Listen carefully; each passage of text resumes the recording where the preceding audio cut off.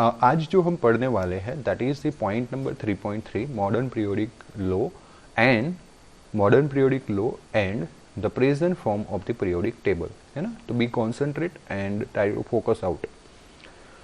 So we must bear in mind that when the Mendeleev developed his periodic table, chemists knew nothing about internal structure of atom. देखो समझो, बात ये है कि हमने आगे का चैप्टर जो पढ़ा स्ट्रक्चर ऑफ एटम, जब स्ट्रक्चर ऑफ एटम एक साइड पे डेवलप हो रहा था, दूसरे साइड पे एलिमेंट्स का क्लासिफिकेशन हो रहा था. जब मेंडेलीव ने ये जो टेबल बना दिया एलिमेंट्स का, उस वक्त तो स्ट्रक्चर ऑफ एटम के बारे में कोई इंफॉर्मेशन भी नहीं थी. So, however, the beginning of 20th century witnessed profound developments in the theories about subatomic particles. हमने देखा था ना 20th century के बिगिनिंग में कि प्रोफाउंड हुआ था, यानी कि एटम्स के सब एटॉमिक पार्टिकल्स के बारे में पता चला था, जैसे कि इलेक्ट्रॉन, प्रोटॉन, न्यूट्रॉन, जो हमने प्रीवियस चैप्टर्स में देख लिया. So in 1913 the English physics Henry Moseley observed regularities in the characteristics of X-ray spectra of the elements. कहने की बात ये है कि in the previous chapter we also learn about some atomic number and about atomic number and atomic mass. So atomic number and atomic mass कैसे आया? तो as you know that atomic number is equals to the number of proton, number of electron in the neutral atoms. Atomic mass is nothing but summation of number of protons and number of neutrons. तो ये तो सब atomic particle के through ही पता चला. ये तो सब एटॉमिक पार्टिकल के थ्रू ही पता चला. सो कहने की बात यह है कि जब मेंडेलीव काम कर रहे थे पीरियोडिक टेबल पे, उस वक्त तो ऐसा कुछ पता ही नहीं था. सो उन्होंने एटॉमिक मास से ही जाने दिया, है ना. एटम का मास मेजर किया और उस एटॉमिक मास से ही उन्होंने पीरियोडिसिटी डिफाइन करते गए और टेबल रिप्रेजेंट किया, या उससे पहले के साइंटिस्ट लोगों ने वही ट्राई किया. तो जब मेंडेलीव का टेबल आ गया, उसके बाद एक साइड पे स्ट्रक्चर ऑफ एटम का हिस्ट्री चल रहा था, डेवलपमेंट चल रहा था. तो जब स्ट्रक्चर ऑफ एटम डेवलप हो गया, तब पता चला, मोस्ले नाम के एक साइंटिस्ट ने, फिजिक्शियन थे, उन्होंने ट्राई किया कि उन्होंने कुछ रेगुलरिटीज देखी, कैरेक्टरिस्टिक्स एक्सरे स्पेक्ट्रा में. क्योंकि आपको पता है स्ट्रक्चर ऑफ एटम जैसे डेवलप हुआ वैसे स्पेक्ट्रम स्टडी भी डेवलप हुई थी, है ना. उसमें ज़्यादा मैं बातें नहीं करूँगा, वो प्रीवियस चैप्टर में आ गया, what is the spectrum theory, यार what is the visible, what is the spectra. Okay, जैसे थोड़ी बातें याद करवा तो लाबा, पाब्रे Pfund, Lyman, Balmer, Paschen, Brackett Pfund, hydrogen के लिए स्पेक्ट्रा उन्होंने डिफाइन किए थे. तो लाइकवाइज मोस्ले ने अलग अलग एलिमेंट्स के लिए एक्सरे स्पेक्ट्रा का स्टडी किया और एक ग्राफ बनाया, root F. This is the frequency, है ना, where sorry so this is the F यानी frequency of X-ray emitted against the atomic number give a straight line, not a plot of root f versus atomic mass. तो Moseley ने study किया अलग अलग elements के लिए और उन्होंने ग्राफ प्लॉट किया root F versus atomic mass and root F versus atomic number. तो एक ग्राफ जो है वो कर्व मिला, बट एक ग्राफ है वो स्ट्रेट लाइन मिला. मतलब कि रेगुलरिटीज इसमें नहीं, रेगुलरिटीज इसमें है ना. जब ग्राफ स्ट्रेट लाइन मिलता है तो हम बोलते हैं कि रेगुलरिटीज है. So he thereby show that atomic number is a more fundamental property of an element than the atomic mass. तो जब स्ट्रक्चर ऑफ एटम डेवलप नहीं हुआ था, उसके पहले के जो केमिस्ट थे वो ट्राई कर रहे थे कैरेक्टरिस्टिक्स को डिफाइन करना in terms of atomic mass. लेकिन जब मोस्ले आया, स्ट्रक्चर ऑफ एटम डिफाइन होने के बाद उन्होंने देखा कि भाई हम एटॉमिक नंबर वर्सेस अगर रूट एफ का ग्राफ प्लॉट करते हैं तो वो तो स्ट्रेट लाइन मिलता है. मतलब कि जो कैरेक्टरिस्टिक्स डिपेंड्स है एलिमेंट्स के, वो डिपेंड्स है सबसे ज़्यादा किस पे, एटॉमिक नंबर पे, किस पे नहीं है, एटॉमिक मास.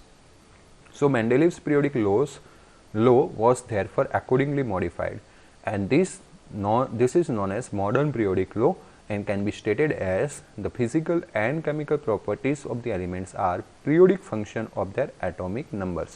अगर मेंडेलीव वाला लॉ याद करो जो मैंने प्रीवियस लेक्चर में पढ़ाया था, तो यहाँ पे था एटॉमिक मास, बट यहाँ पे आ गया एटॉमिक नंबर. ओके, सिर्फ इतना चेंज हुआ मॉडर्न पीरियोडिक लॉ में. So the periodic law revealed important analog among the 94 natural occurring elements, neptunium and plutonium like actinium and potassium are also found in a pitch blend of an ore of uranium. क्या बोल रहा है कि ये जो periodic law है वो काफ़ी इंपॉर्टेंट रहा, analogies among the 94 natural occurring elements, उस वक्त 94 एलिमेंट्स जो नेचर से मिलते थे, उसके अंदर नेप्टिनियम, प्लूटोनियम, ये भी एलिमेंट्स के नाम है, एक्टिनियम एंड प्रोटोनियम, ये चारों के चारों एलिमेंट्स भी आ जाते हैं जो यूरेनियम की और में है ना, और मतलब पता है ना जो काची धातु बोलते हैं गुजराती में, कहने का मतलब कि जिसमें से हम मेटल निकालते हैं, मेट्रोलॉजी में आपने पढ़ा था 10th में, तो उसको हम और बोलते हैं, उसके अंदर से ये चारों मेटल्स मिलते हैं, उनको भी ये इंक्लूड कर लेता है। It simulated renewed interest in inorganic chemistry and has carried into a present with the creation of artificially produced short-lived elements। और उसकी वजह से क्या हुआ, जब ये लो बना 94 एलिमेंट्स को अपने अंदर ले रहा था, अपने अंदर या तो फिर उस लो के अकॉर्डिंगली हम 94 एलिमेंट्स को अरेंज कर पा रहे थे, तो काफ़ी सारे साइंटिस्ट का इसने ध्यान खींचा और अट्रैक्ट किया।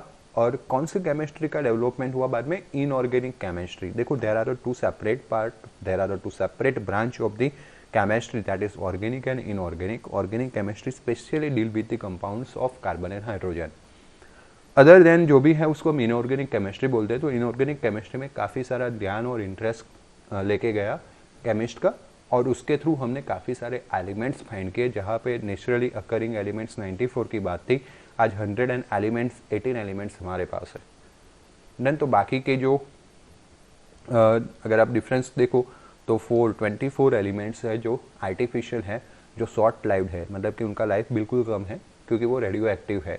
तो ये सब निकाल दिया, या फिर ये सब रिसर्च के थ्रू हमें इंफॉर्मेशन मिला उनकी, due to what, due to the interest which is interest in the inorganic chemistry which is developed by the modern periodic table, modern periodic law. You may recall that atomic number is equals to nuclear charge, है ना, second chapter में पढ़ा था, यानी कि number of protons and number of electron in a neutral atoms. It is then easily visualized that significance of the quantum numbers and electronic configuration is in a periodicity of element, okay? And that's why हम बोल सकते हैं, finally हम ऐसा conclusion कर सकते हैं कि जो प्रियोडिसिटी मतलब व्हाट, जो हर एक एलिमेंट्स का क्या आ रहा है, रिपीटेशन आ रहा है कैरेक्टरिस्टिक्स में। जब आप उसको अरेंज कर रहे हो तो कुछ ऐसे एलिमेंट्स मिले हैं जिनका जो कैरेक्टरिस्टिक्स है कुछ से मिलते आ रहा है, तो हम उसको सेम ग्रुप में रखते हैं। सो ये जो प्रियोडिसिटी है वो अल्टीमेटली किस पे डिपेंड बना, तो हम विजुअलाइज कर सकते हैं कि अल्टीमेटली वो क्वांटम नंबर और इलेक्ट्रॉनिक कॉन्फ़िगरेशन पे डिपेंडेबल है, क्योंकि हमने देखा कि भाई प्रियोडिसिटी जो पहले एटॉमिक मास पे डिपेंडेंट है ऐसा माना जाता था। मोस्ले ने थ्रू द एक्सपेरिमेंट प्रूव किया कि वो एटॉमिक मास पे नहीं, एटॉमिक नंबर पे डिपेंडेबल है। एटॉमिक नंबर यानी nothing but number of proton और नंबर ऑफ इलेक्ट्रॉन। इलेक्ट्रॉन आ गया मतलब इलेक्ट्रॉनिक कन्फिगरेशन, लास्ट में हम जा रहे धीरे धीरे। इलेक्ट्रॉनिक कन्फिगरेशन हमने कैसे किया था, previous chapter last topic, through the quantum number. तो कहने का मतलब ऐसा है कि ये जो प्रियोडिसिटी है उसके बिल्कुल बेस में कौन आ रहा है, क्वांटम नंबर और electronic configuration. In fact, it is now recognized that periodic law is essential, the consequence of the periodic variation in an electronic configuration, and which is indeed determine the physical and chemical properties of element and their compounds. और इसीलिए आज के time में है ना, it is now recognized that periodic law जो है that is very essential, the consequence of periodic variation, consequence of periodic variations के लिए periodic law काफ़ी helpful है, as well as in electronic configuration, and जो डिटरमाइन करते हैं physical and chemical properties of element and compounds की। तो electronic configuration हम जब भी आगे बातें करने वाले हैं, आगे के चैप्टर्स जैसे मैंने बोला था, particularly S block chapter, P block chapter, D block chapter, okay, तो उसमें हम इलेक्ट्रॉनिक कन्फिगरेशन के थ्रू ही जाने वाले हैं। Numerous forms of periodic table have been devised from time to time, some forms of the emphasis chemical reaction and valence, whereas other stress the electronic configuration of element, है ना। फिर ऐसा नहीं कि एक ही फॉर्म आया पीरियोडिक टेबल का, time to time periodic table का फॉर्म चेंज होता गया। कुछ साइंटिस्ट जो थे वो पीरियोडिक टेबल के फॉर्म में किस पे ध्यान रखते थे, केमिकल रिएक्शंस पे, या फिर उनके वैलेंसेस पे। वैलेंसेस क्या होता है, आउटर मोस्ट ऑर्बिट में जितने इलेक्ट्रॉन्स होते हैं उस पे। तो कुछ जो थे वो इलेक्ट्रॉनिक कन्फिगरेशंस पे ध्यान देते थे। A modern version so called long form of periodic table of the element which is shown in the figure is the most convenient and widely used. अभी मैं आपको बताऊंगा 3.2 में आज के टाइम में periodic table कैसा दिखता है। तो काफ़ी सालों की एफर्ट के बाद पीरियोडिक टेबल चेंज होता गया, कुछ में बड़े चेंज आए, कुछ में छोटे चेंज आए, आते गए और एक ऐसा लॉन्ग फॉर्म बना जो अभी हम काफ़ी सालों से यूज़ कर रहे हैं, which is known as long form of the periodic table, modern periodic table. The horizontal row which Mendeleev called series, है ना, जो हॉरिजॉन्टल लाइन होती है, टेबल जब बनता है तो उसमें दोनों लाइन होती है ना, वर्टिकल हॉरिजॉन्टल, तो ये जो हॉरिजॉन्टल रो है उसको सीरीज बोला जाता है, दैट आर कॉल्ड पीरियड्स, है ना। जो मेंडेलीव ने सीरीज बोला था वो मॉडर्न पीरियोडिक टेबल्स में आज हम पीरियड बोलते हैं। एंड वर्टिकल कॉलम, जो एक कॉलम है उसको ग्रुप बोला जाता है। So this are the period and this are the group, vertical column group, horizontal are period, है ना, नाम याद रखना काफी इंपॉर्टेंट है। Element having a similar outer electronic configuration, element having a similar outer electronic configuration in their atoms are arranged in a vertical columns, referred as a group or family। जिनका similar outer electronic configuration है, modern periodic table में क्या ध्यान रखा गया है, Mendeleev ने क्या ध्यान रखा था, सेम प्रॉपर्टी होनी चाहिए, केमिकल या फिजिकल, तो एक ग्रुप में आएगा। आपने देखा भी था मेंडेलीव एक कॉलम में दो साइड लिख रहा था, पता है, इधर भी लिखता था एलिमेंट को, इधर भी लिखता था, इधर भी लिखता था, इधर भी लिखता था। मैंने कल थोड़ा बताया था आपको आयोडीन वगैरह के लिए, तो आपने देखा भी होगा।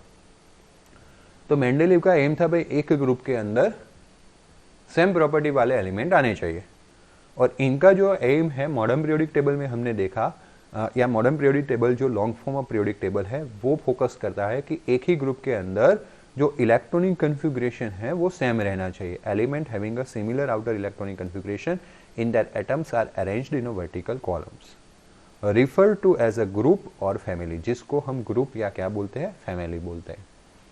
According to the recommendation of international, खास पूछा जाता है, काफी बार याद रखना है, international union of pure and applied chemistry, that is the international organisation. ये एक इंटरनेशनल ऑर्गेनाइजेशन है that deal with the internationally, so that is known as IUPAC, International Union of Pure and Applied Chemistry। The group numbered as 1 to 18, है ना, group को number दिया जाता है 1 to 18। Periodic table में 18 ग्रुप है, उनको नंबर दिया जाता है 1 से लेके 18। जो पहले कैसे दिया जाता था, रोमन नंबर में 1A 2A 3A 4A to 8A, है ना, तो 7A हो गया, फिर दिया जाता था 8, फिर दिया जाता था 1B to 7B, तो 7A वाले 7B वाले 14 हुए, और 8 नंबर का 1 15 हुए, और 0 वाला 16, ऐसे टोटल 16 ग्रुप नाम दिए जाते थे। 8 में इटसेल्फ 3 आ जाते थे, मैं अभी बताऊंगा आपको। चलो फिगर पे जाते और समझने का ट्राई करते हैं। सो this is the nothing but modern periodic table. You can see here, जो पहले जो नाम नंबर थे ना वो ऐसे 1A 2A 3A 4A 5A 6A 7A, देखो 8 में 3 ग्रुप आते हैं, फिर 1B 2B 3B 4B 5B 6B 7B and then 0, ऐसे 7 7 14 एंड 1 15 और 18 ग्रुप हो गए, जिसको आज IUPAC ने नाम दे दिया है, नंबर दे दिया है 1 2 3 4 5 6 7 लाइकवाइज 18 तक। सो this is the basic form of periodic table, है ना।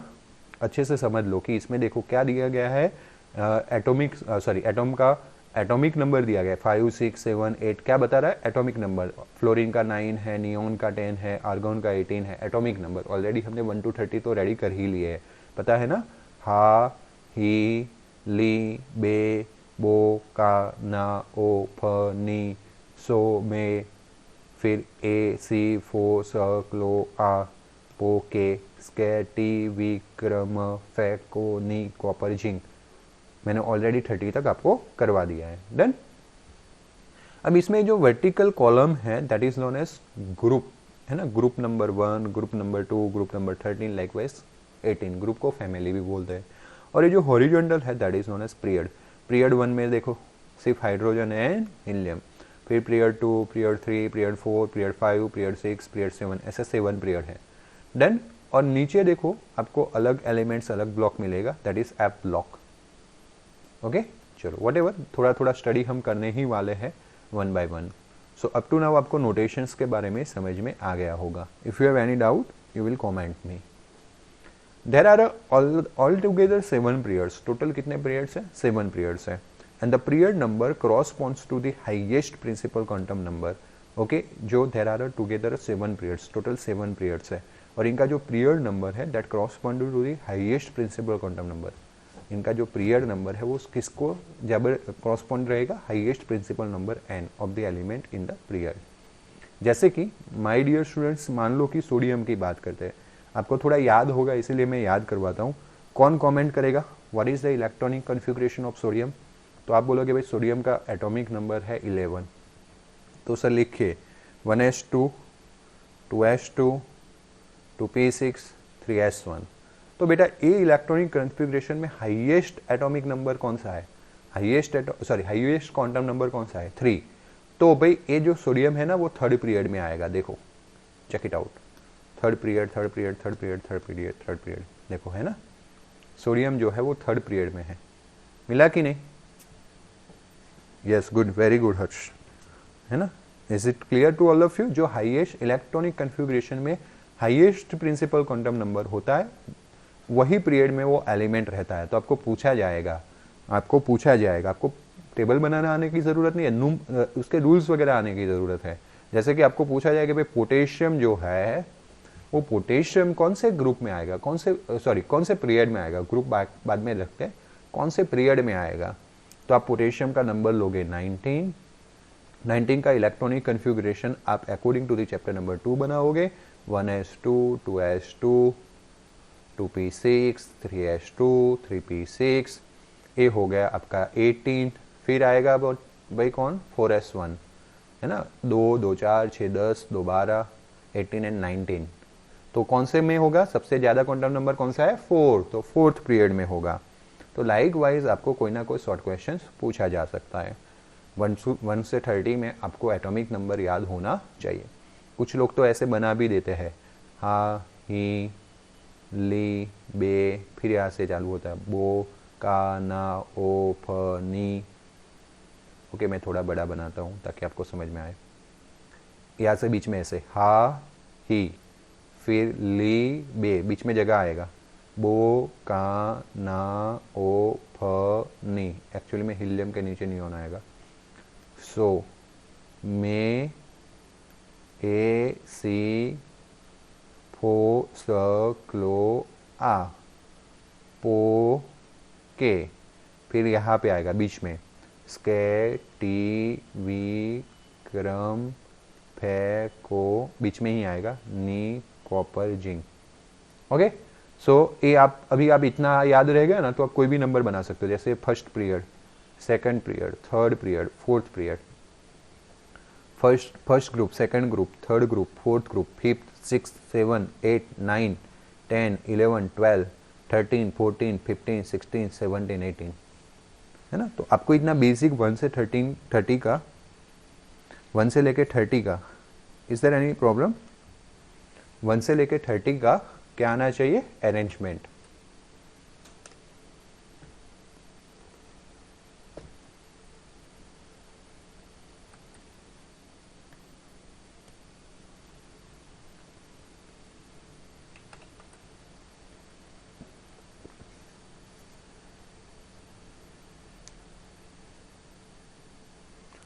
सो इस तरह से बेसिकली आप 1 से लेके 30 का अरेंजमेंट बना सकते हो. और यू कैन गिव आंसर कि कोई एलिमेंट कौन से कॉलम में आ रहा है और कौन सा एक ग्रुप में आ रहा है. इजीली ऐसे क्वेश्चन आपको शॉर्ट क्वेश्चन में आएंगे तो आपको याद रहना चाहिए. The first period contains 2 elements, hydrogen and helium only. The subsequent period consist 8 8 18 18 and 32 elements and again 32. देखो मैं आपको यहाँ पे भी बता दूँ आपको. पहले में हाइड्रोजन हीलियम ओनली 2 एलिमेंट्स हो गए, फिर 2 इधर और 6 इधर 8, फिर वापस 2 और वापस 6 8, फिर 2 10 वाले और 6 वाले 18, वापस 2 6 और 2 10 और 6 टोटल हो गया 18, फिर वापस 2 10 एंड 6 18 तो है, लेकिन यू कैन सी यहाँ पे 57 और 72 नंबर आ रहा है. यानी कि 57 से लेके 72 के बीच वाले ये 58 और 71 यहाँ पे ही आ रहे हैं. मतलब कि ये 14 एलिमेंट्स है.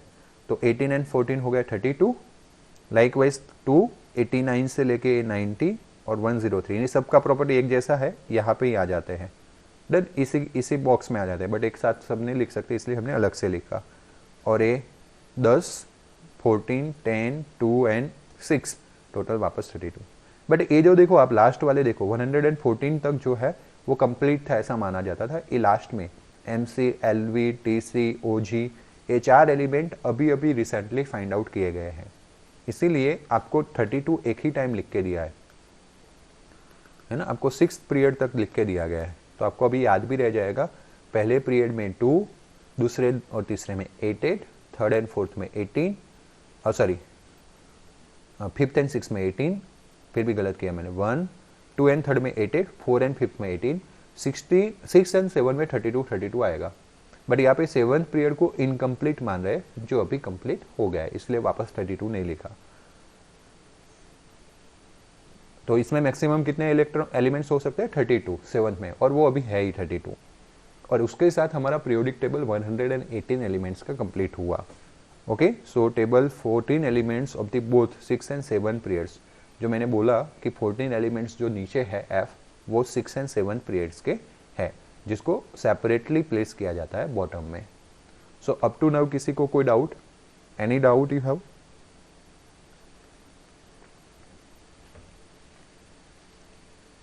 ओके, बात करते हैं नए टॉपिक की कि nomenclature of elements with the atomic number greater than 100, है ना, ऐसे एलिमेंट्स का नोमेनक्लेचर जिसका एटॉमिक नंबर 100 से ज्यादा हो।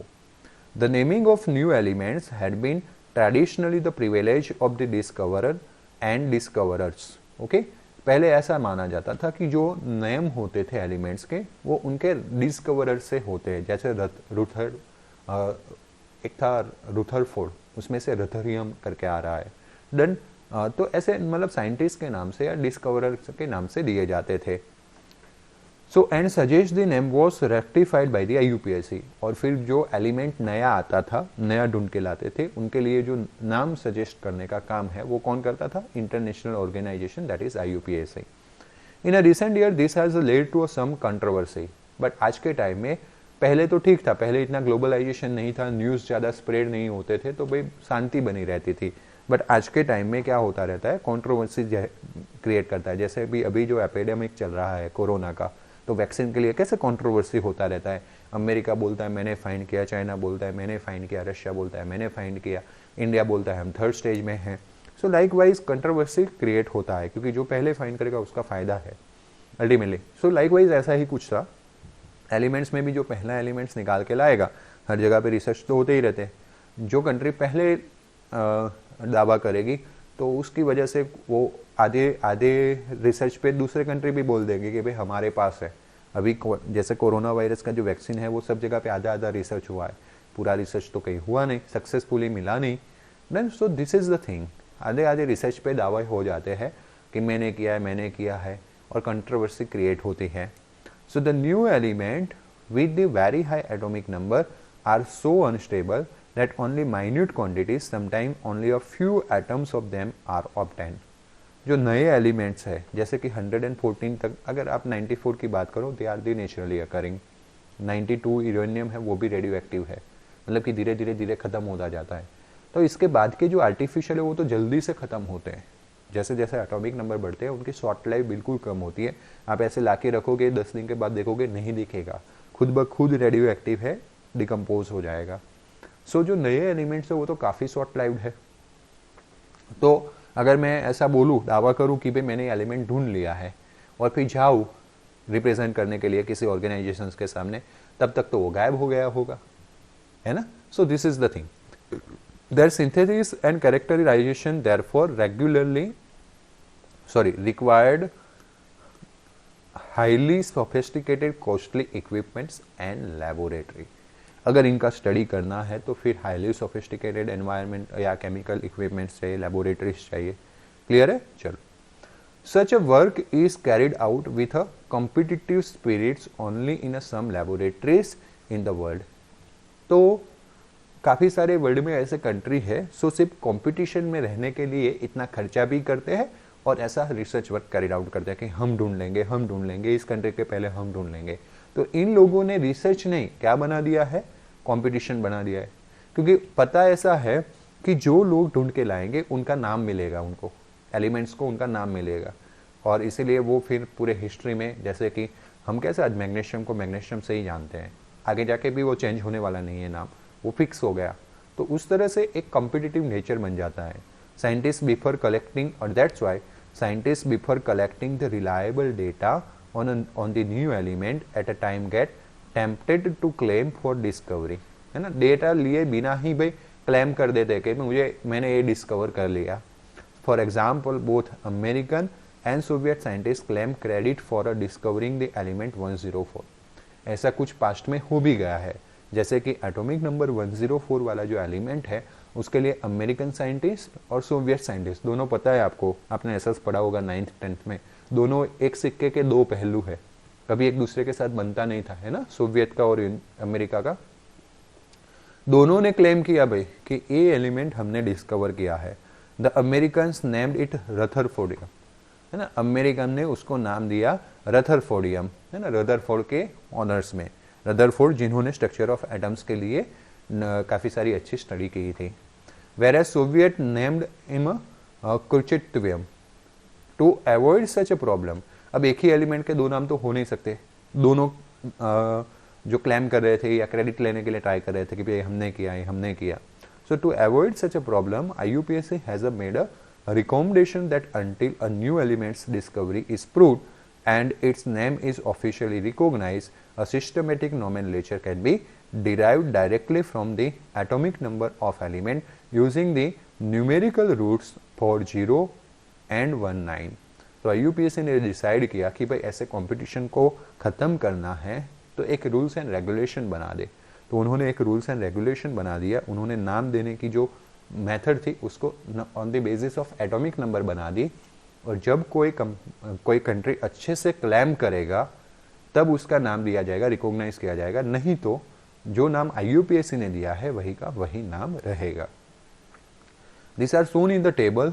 जैसे कि IUPAC ने क्या सजेस्ट किया कि अगर 0 डिजिट है, 0 डिजिट एटॉमिक नंबर में अगर 0 आ रहा है तो हम नील लिखेंगे, पता है ना 0 के लिए नील आता है NILL, उसमें से नील लिया, एब्रीवेशन में उसका N लिखेंगे। फिर आपको पता है 1 के लिए यूनी बोलते हैं, यूनी, वहाँ से UN आया। फिर 2 के लिए बाई, 3 के लिए ट्राई, 4th यानी क्वाड्रंट, ऐसा क्वाड्रंट ऐसा बोलते हैं ना, वहाँ से क्वाड आया। फिर 5 के लिए पेंट, 6 के लिए हेक्सा, हेक्सा से HEX, 7 के लिए सेप्ट, ओके, 8 के लिए ऑक्टेन, एंड नॉन एन में थोड़ा चेंज हो जाता है, नॉन एन का NONEN नहीं है, 9 के लिए ENN है। ओके, सो गॉट इट, ये सारे पॉइंट्स आपको मिल गए, और सामने उनका पहला पहला लेटर है as a abbreviation. Okay, non N का नॉन एन क्यों नहीं लिया होगा, क्योंकि पहले एन आ गया, इसलिए यहाँ पे चेंज कर लिया, ऐसा समझ सकते हैं। तो ये जो एब्रीवेशन है यूज करके नाम बना सकते हैं। The roots are put together in order digit which make up the atomic number, okay, and last में IUM is added at the end, and the IUPAC name for elements greater than 100 is shown in the figure. कैसे a digit का use करना है, कैसे a digit का use करना है और IUPAC नाम बनाना है, वो आपको यहाँ पे मैं दिखाऊंगा इन दिस टेबल। जैसे कि आपको 101 है, तो भाई 1 के लिए यूनी, तो UN था ना, I निकल देना था। 0 के लिए NIL, तो आ गया 0 के लिए NIL, फिर 1 के लिए UN, तो आ गया UN, और लास्ट में IUM लिखना है। एब्रीवेशन फॉर्म में लेना है, 1 का UNU आ गया। चलो 102, तो UN नील और बाई। अभी इसमें ध्यान देना, बाई फिर IUM, 2 I नहीं आ सकते, इसलिए एक I निकाल दिया, बाई और फिर UM रखा। कितने लोगों को समझ में आ रहा है? बाई लिखा फिर UM लिखा, IUM लिखना था ना, लेकिन डबल I नहीं आने चाहिए, इसलिए UM लिखा ओनली, है ना। गुड, समझते जाना। और फिर वो तो पता है, 1 का U, 0 का N और 2 का B। लाइकवाइज 103, तो पहले 2 लेटर तो सेम रहेंगे। ट्राई में ऑलरेडी TRI आ रहा है ना, तो फिर सिर्फ UM लिखना है, तो tri UM UNT। Likewise quadrium, pentium, hexium, septium, octium, फिर यहाँ पे ENN, IUM, और फिर 110 है तो UN, नील। अब यहाँ पे ध्यान देना, यहाँ पे ध्यान देना, नील के बाद डबल L कर लिया है, ये चीज़ आप अच्छे से समझना। सिर्फ NIL नहीं किया है, जब उसको IUM लगाना था तो डबल L कर लिया है ना। जहाँ जहाँ पे भी चेंज है मैं आपको बता दे रहा हूँ। फिर इसमें तो सिंपल है, UN, UN, UN, UN, UN और UN, इसमें भी एक N कर लिया है। ओके, फिर 112 में ये तो I निकाल देना है, ट्राईयूएम, फिर क्वाड्रूएम, पेंटियूएम, हेक्सियूएम, सेप्टियूएम एंड ऑक्टियूएम, उसके जैसा ही है। तो टोटल 118 एलिमेंट्स है, आपको इस तरह से नाम याद रखने और उनके एब्रीवेशंस आ जाएंगे। बट रियल वाले नाम भी यहाँ पे दिए गए जो ऑफिशियली IUPAC ने दिए थे, मेंडेलिवियम, मेंडेलिव के नाम से, फिर नोबिलियम, लोरेनिसियम्स, रदरफोर्डियम, फाइनली अमेरिका विन हुआ 104 में, डन। फिर डुबनियम, लाइकवाइज हर एक नाम है, लेकिन आप ये दो नहीं याद रखो तो आपको ये दो पूछे जाते हैं शॉर्ट क्वेश्चंस में, है ना। ये तो ना याद रखो ये दो कॉलम, लेकिन एक कॉलम जो है आपको शॉर्ट क्वेश्चन में पूछे जा सकते हैं अकॉर्डिंग टू IUPAC नॉमेनक्लेचर क्या होगा। दस न्यू एलिमेंट अगर कोई डिस्कवर होता है तो that gets first temporary name, उसको टेम्पररी नेम मिलेगा with a symbol consisting of a 3 letters. 3 letter का सिंबल जो अभी हमने देखा, जैसे 11 है तो 111 है तो UUU, 112 है तो UUB, यूनी का U और बाई का B, है ना। सिंबल तो आप फटाफट से कर लोगे। Letter permanent name and symbol are given by the vote of IUPAC representative. IUPAC जो एक पूरा ऑर्गेनाइजेशन है इंटरनेशनली, उनके जो मेंबर्स हैं उनके फिर वोटिंग से एक परमानेंट नाम दिया जाता है। The permanent name might reflect the country or a state of the country in which element was discovered, या तो फिर pay a tribute to a notable scientist, है ना। जो नया नाम बनता है वो किसी कंट्री को, कंट्री के स्टेट को रिप्रेजेंट कर रहा हो जहाँ से एलिमेंट मिला हो, या तो फिर किसी साइंटिस्ट को रिप्रेजेंट करता हो। जैसे मैंने बोला ना, रदरफोर्ड का नाम आया, मेंडेलिवियम आया मेंडेलिव के नाम से। So as now elements with the atomic number 118 have been discovered officially, official names of all elements have been announced by IUPAC। आ गया 118 एलिमेंट्स आज तक डिस्कवर किए गए और उनके ऑफिशियल नेम जो है वो भी अनाउंस कर दिए गए हैं through the IUPAC। What would be the IUPAC name and symbol for element with the atomic number 120? Okay, अगर 120 वाला एटॉमिक नंबर वाला कोई एलिमेंट आएगा तो अकॉर्डिंग टू दैट IUPAC नाम क्या होगा? तो 120, 1 के लिए UN, 2 के लिए BI और 0 के लिए NIL। ओके, सो यहाँ पे आएगा एब्रीवेशन UBN और UN, BI, NI। अभी यहाँ पे है ना एक थोड़ा सा डाउट मेरे को जाता है, NILLIUM आना चाहिए क्योंकि पहले ऐसा किया गया है ना। You can see in this table, जहाँ पे भी 0 लास्ट में आता था वहाँ पे NILL करके फिर IUM लगा है, और 1 जहाँ पे आता था वहाँ पे UNNN करके IUM लगाया गया है। देन तो आपको यहाँ पे भी LL कर देना है। क्या कर देना है? LL। ओके, सो एक गलती है मुझे मिली, मैंने थोड़ा रिसर्च किया अभी। ए वाला सही है, ए वाला सही है, वो 2 वाले प्रिंटिंग मिस्टेक है, यहाँ पे आपको थोड़ा करेक्शन करना है ना। यहाँ पे एक L ज़्यादा आ गया है, उसको निकाल देना है, और यहाँ पे एक N ज़्यादा आ गया है, उसको निकाल देना है। कुछ $N कुछ $L या $N नहीं करना है, आपको वही का वही रहने देना है।